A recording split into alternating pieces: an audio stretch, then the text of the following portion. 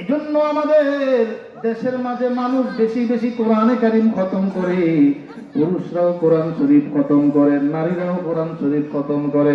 27 আর রজনী 28 29 বহু খতম আসে। আসমা আক্তার কোরআন খতম, ফাতেমা বেগম কোরআন খতম, নাজিয়া বেগম কোরআন খতম করছে। এভাবে বহু খতমের রিপোর্ট আসে। মুসলমান ভাইরা যারা কোরআন পড়তে জানেন, মসজিদে আসেন, কল্প সুযোগ নয়, কোরআনে কারীমকে একটু হাতে নিয়ে তেলাওয়াত করেন। পৃথিবীর একমাত্র একটা কিতাব, মহাগ্রন্থ আল কোরআন।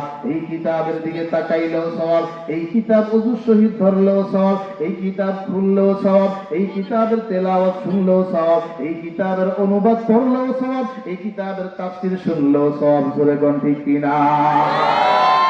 আমার ভাইরা, বন্ধুরা, মুসলমান ইমানদার, এই মাসকে বলা হয় জিকিরের মাস। রমাদান উপলক্ষে আপনাদের কাছে একটা দরখাস্ত করতে চাই, 20-30 টাকা দিয়ে একটা তসবিহ কিনবেন। তসবিহ, ও যুবক ভাই, কেউ তোমাকে দরবেশ বলবে, কেউ তোমাকে সুফি বলবে, লজ্জার কোনো কারণ নাই। তসবিহটা হাতে নাও, তসবিহটা হাতে নাও। দোকানদার ভাই, দোকানদারি করেন, নিষেধ নাই, তসবিহ হাতে নেন। কাস্টমার নাই, একটু জিকির করেন, লা ইলাহা ইল্লাল্লাহ, লা ইলাহা ইল্লাল্লাহ।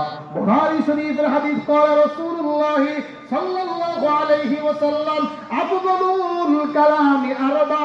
আল্লাহর নবী বলেন, আল্লাহর কাছে শ্রেষ্ঠ কালাম, শ্রেষ্ঠ বাক্য হচ্ছে 4টি। আরো আছে, এগুলো বেশি দামি। সুবহানাল্লাহ, আলহামদুলিল্লাহ, লা ইলাহা ইল্লাল্লাহ, আল্লাহু আকবার। পারবো না ইনশাআল্লাহ?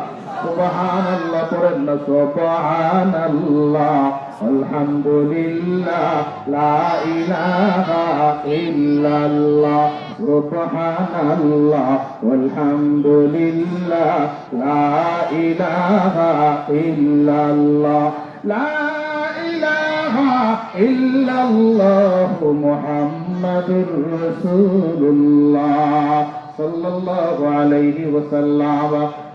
আসরের আগে যদি পারেন একটু ঘুমান, তারাবিতে আরাম পাবেন।